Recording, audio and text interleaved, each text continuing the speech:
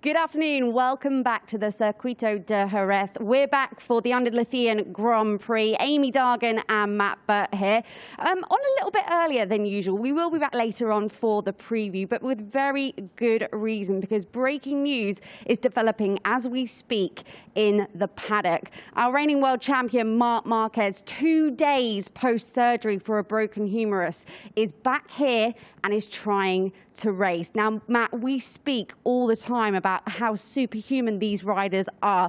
Marc is probably a little bit ahead of the rest when it comes to talking about that. But, gosh, initial impressions were this was going to be a few-week job. I'm absolutely speechless when we heard the news initially last night that Marc was contemplating coming back to potentially try and ride in practice tomorrow morning here in Jerez. But we've just seen him, about an hour and a half ago, take a private plane from Barcelona down to Jerez. He's at the circuit. Here he is now. These were pictures taken about 90 minutes ago. Marc Marquez, incredibly, 4 days ago, after snapping that humerus bone in his right arm, that horrible crash at turn 3 after that heroic fight back through the field. Who would have thought, Amy, we'd be seeing pictures like this? There's Emilio Alzamora, of course, his manager. There's Santi Hernandez. These are, of course, the mechanics. They packed up on Sunday night. They were not expecting Marc back until Brno at the earliest. And here he is, astonishingly, jaw-droppingly back to try and ride tomorrow. Incredible. Well, the first thing he's got to do, Matt, he's obviously got to pass a fit test at 1:30. So we're not long away from that happening. Also, I believe that Alex Marquez's crew were actually responsible for unpacking the box, because that was all packed down and gone. Like, it was ready to be open again, potentially in Brno, but who knew? It gives you an indication of what everybody else was thinking about Marc's injury, that they packed up his side of the Repsol Honda garage on Sunday night. Like we said, they were thinking best case scenario that he was going to be back for Brno on August the 9th. Some people are even questioning whether the injury was so severe that you can have a bit of nerve damage in that right upper arm, that he might actually be out for the season. Yet here we are 4 days later talking about him making a truly remarkable comeback. I mean, we always say that these guys are superhuman. Here is Marc now, about 90 minutes ago, arriving back into the paddock. You'd have been laughed out of the paddock for saying this just, last Sunday. There he is getting the temperature check, all part of the health and safety protocol now in MotoGP. And he spoke to one of our journalists on his way walking in, Amy, didn't he? And he said, yeah, I'm going to give it a go. Hopefully things are going to be okay. But truly incredible. I mean, they broke the mould with this guy, didn't they? Well, I'm wondering whether what you just pointed out in terms of there was no permanent damage to the radial nerve has been the turning point. That seemed to be the main area of concern when the initial prognosis was made. I'm wondering whether that has made a huge difference, because actually when you look at it close up, if you look at the injury, there's no cast there anymore. When he left the circuit, he had a huge big cast, didn't he, all the way through his arm. There's nothing really to be seen there. I mean, I think from one of our journalists, Laura, was saying that all there really is a small patch, which I'm guessing is covering stitches. Guy hasn't even got a sling on. I mean, come on, he hasn't even got a sling. He was hurtling through the gravel trap at turn 3 after that stunning charge back through the pack, 4 days ago. 100-mile-an-hour high side that was for Marc. A real nasty crash. I thought he was going to be out possibly until the Red Bull Ring as well. But, you know, here he is. It just shows that he's got different levels of determination, motivation.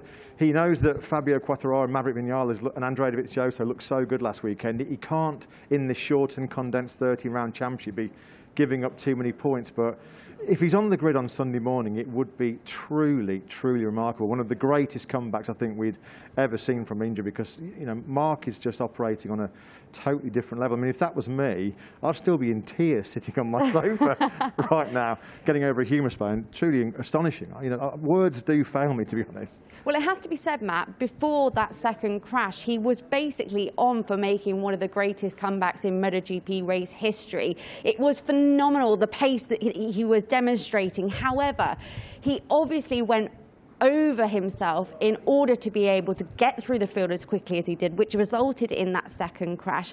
It has to be asked, I think, really, is the risk of another crash this weekend worth him coming back a couple of races early? Well, I mean, everybody's going to have an opinion and a theory on Marc's comeback, but obviously he knows, and Marc knows his body better than himself, and he thinks that he's going to be perfectly capable of coming here, riding safely and, more importantly, competitively, and not being a risk to himself or any of the other competitors. Of course, we have to bear in mind as well that it's a risk, him being out there with everybody else as well, but Marc obviously clearly feels that he's strong enough, fit enough to pass the medical coming up very, very shortly from a physical point of view. Mentally, we know that there's no issues with Marc. He's mentally absolutely bulletproof. He's been through so much in the past. I mean, catch your minds back to the end of 2011 when he had that eye injury in Sepang. A lot of people thought that was the end of his career. He fought back from that. But yeah, I mean, was he taking too many risks on Sunday? Well, these guys take risks every time they throw a leg over a MotoGP bike. I mean, what we saw was Marc's DNA on Sunday here in the Spanish Grand Prix. You know, he'd made that brilliant fight back after that mistake at turn 4 on about lap 5 or 6. Now, people would have said, why didn't Marc just settle for the podium? Marc Marquez does not settle for anything. The guy wants to hammer you if he was playing tiddlywinks or marbles. Marc wants to win absolutely everything.